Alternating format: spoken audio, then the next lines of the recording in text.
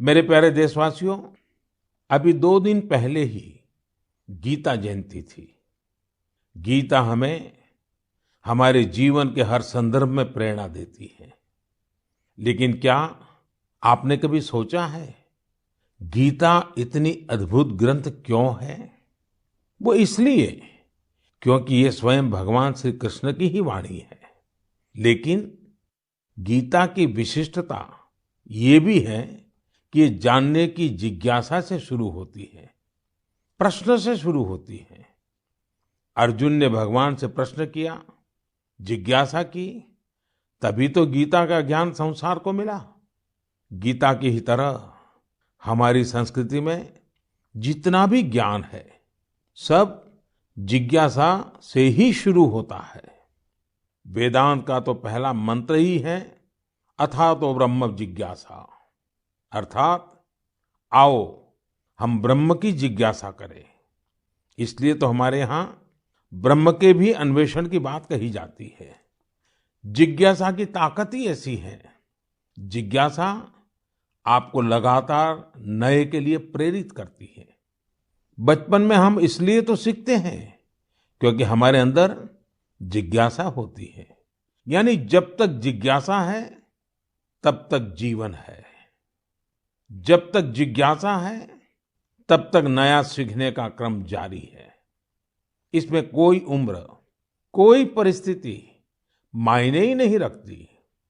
जिज्ञासा की ऐसी ही ऊर्जा का एक उदाहरण मुझे पता चला तमिलनाडु के बुजुर्ग श्री टी श्रीनिवासाचार्य स्वामी जी के बारे में। श्री टी श्रीनिवासाचार्य स्वामी जी 92 साल के हैं, 92 इयर्स।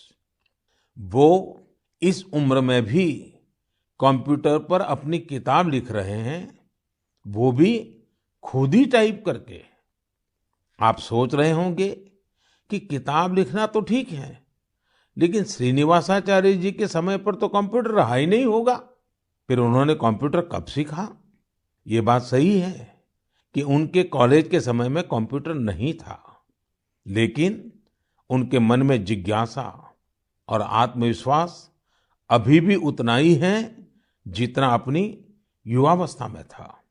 दरअसल श्रीनिवासाचार्य स्वामी जी संस्कृत और तमिल के विद्वान हैं। वो अब तक करीब 16 आध्यात्मिक ग्रंथ भी लिख चुके हैं।